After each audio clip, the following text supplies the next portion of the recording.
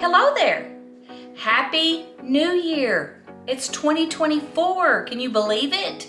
Oh my goodness. I wish the very best for you and your family. I pray the Lord's blessings for you for this whole year, that you'll have a wonderful, blessed, adventureful, fun-filled, everything you can think of year ahead.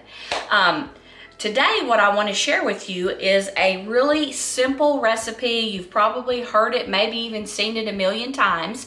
I think mine's maybe a little bit different. With me being from Texas, I have a little twist that I kind of learned from my aunt that I do that might be a little bit different. We'll see. And if it's not, if you've done this before, please leave it in the comments and let me know where you learned to do this little twist on taco soup, which is something we're all familiar with. But today it was cold outside. I've been, after all the holidays, the groceries were like, I had to do everything. So it's been a long day. So I just wanted something quick and easy. This is great when you're cooking for two. You know me. Even though I cook for two, I usually, when I'm doing something like soup, I like to kind of double it because I want to have enough left. We can eat on it later, or I can freeze it. If I'm going to do the work, I'm going to go ahead and make it for it where it'll, get us through many days. But if you are cooking for two and you don't want leftovers, then I will just tell you, just cut this recipe right in half, because all you're going to really need for this recipe is one of these. If you've ever seen taco soup before, you know that a can opener is about all that you're going to need. Of course, you could use frozen vegetables like in the corn and stuff if you would like to. But that's the good thing about taco soup is the ease of it. You just open some cans and throw everything together. So I'm going to get started. First, I have a little over a pound of this beautiful, beautiful beef that we get from a friend of ours who raises his own beef. And I'm gonna go ahead and get this browning in my skillet because we need to brown the meat before we start adding all of the other ingredients. So let's get this going.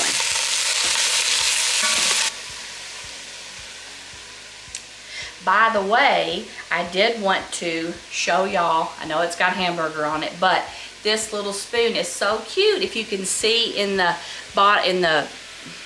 little flat part, it says, "Oh, so merry." This was a gift I got for Christmas, and I've already been using it a lot. I love it. It's so cute. Now, I will go ahead and tell you this. I don't let my hamburger meat get completely done. I like to leave it a little pink before I start adding everything because it's going to simmer on the stove for like 30 minutes to an hour. So I do like to start adding everything before it's completely done because I like my meat to stay good and moist.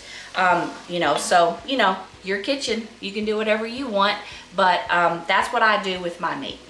Okay, like I said, I don't like my meat to get completely brown, so it does still have some pink in there, but that's perfectly fine because when this cooks for 30 more minutes to an hour, it's definitely going to be done. So now here comes the really easy part to this soup. All we're going to do is we're going to just start dumping cans. If you're cooking for two and you don't want leftovers, then you're just going to do one can, okay? I'm doing two. So I'm going to do 2 cans of diced tomatoes. Just add those right in there. And with my hamburger meat, it is so lean and delicious, I don't have to drain it. If you have a lot of grease down in there, you would want to drain that because you don't want it to be really, really greasy. So if you have a lot of grease, drain your meat before you start adding. The next thing that we're going to add is canned corn. Like I said, I've got 2, but if you don't want extra, you just do 1 can. Got 2 cans of corn. All right, now I've got 2 cans of Rotel, which this one is Rotel. It's just, the kind you get at Aldi, but it tastes great. I've tried it before. Okay, now, dark red kidney beans is 1 can of beans, all right? And then the other can, what we're gonna do is the little twist that I was telling you about, that is from my Aunt Lisa, who is from Texas, lived in Texas all of her life, and she added ranch style beans into her taco soup, and it just gives a little bit. I don't know if you've ever had ranch style beans, but they definitely have like a Mexican flair to them. It's just a little bit different seasoning, and it is so good. They are so good. But you know, it's funny how different places have different foods, and a lot of times you don't hear or see much about ranch style beans around here, but in Texas they are like a staple. Like, people have them in their pantries and keep them. So that's the little twist that goes in this taco soup, are the ranch style beans instead of just regular beans. Now what we're gonna do is we're gonna add, normally you would just add 1 taco and 1 ranch, okay, to your soup. But since I doubled my recipe, I'm doing 2 ranches and 2 tacos. And I will tell you, one of my ranches I like to do spicy, because you know we like heat. Kyle likes it hot and spicy. So I do 1 spicy and 1 regular so that it's some, you know, I can eat it. So let's go ahead and cut this off of here. Like I said, this is a wonderful recipe. Oh my gosh, because you know what? We're almost done. All I have to do is let it simmer. And if you're a huge meat person, I'll go ahead and tell you this. I didn't really completely double my meat. Our hamburger meat comes over a pound. I would say it's closer to 1.5 pounds. And I just used 1. Okay, but if you like a lot of meat and you really want to double it, then go ahead and do 2 pounds of hamburger meat. It's totally up to you. I just did about 1.5 pounds of hamburger meat in mine. Okay, we've got our 2 taco seasoning packets, and we are going to give this a stir. And then what I'm gonna do is I'm gonna let this simmer. You wanna make sure, like with your corn, you know, your beans, you wanna use all that juice, okay? Because you're gonna need that liquid to keep your soup good and juicy. You don't want it to be dry. And you know what? Actually, you need to add about 3 to 6 cans of water. 3 if you're just doing 1 batch, 3 to 6 when you double it. Just kind of make it, you know, how you like it. I haven't added the water yet, but I will add some water to this. I'm gonna let it cook just a little bit like this, and then I'll add some water.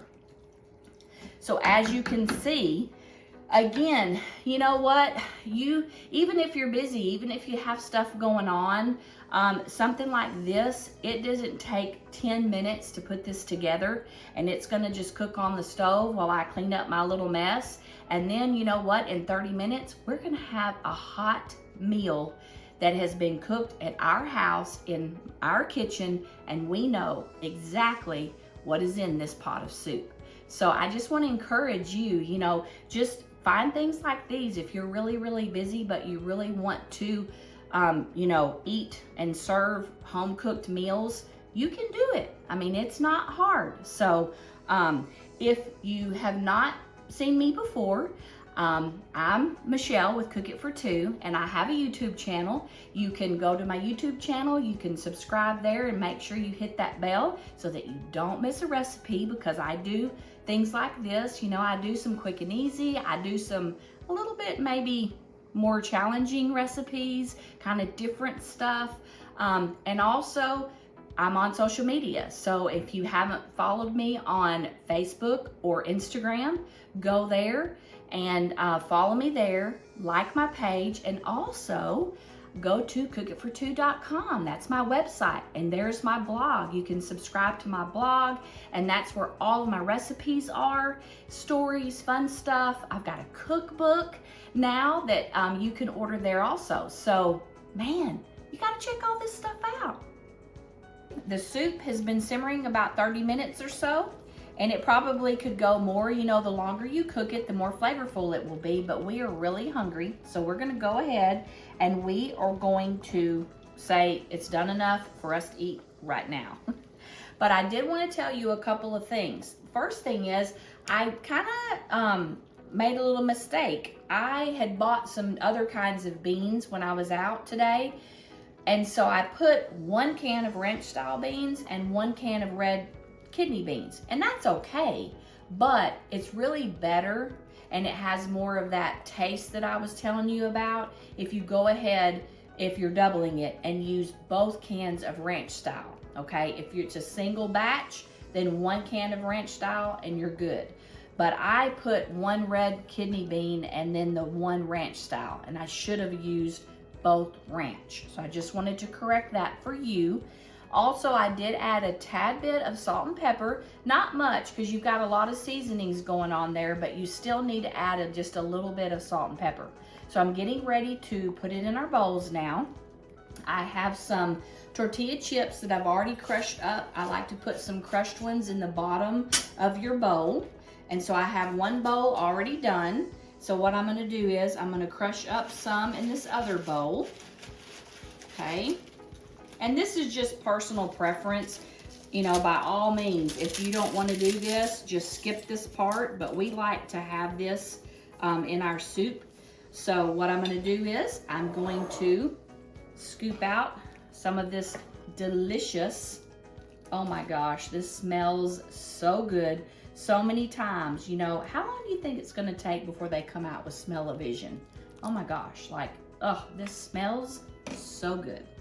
So we have that bowl, and now I'm gonna scoop some into this bowl, and as you can see, we are gonna be able to eat this for another day or so, and then I'll probably go ahead and just freeze some of it, so that way, another busy day, you know what? I have supper in the freezer. Kind of got some on the bowl there, sorry about that. Again, these toppings are just toppings that we like, and I actually forgot to get out the jalapenos. Kyle, he loves to put jalapeno peppers on his. But here's a little bit of sour cream. And then I'm gonna sprinkle a little bit of cheddar cheese that I have already grated up. Put some cheddar cheese on there. All right, and then we like to do just a few more chips, kind of crumble them up on the top.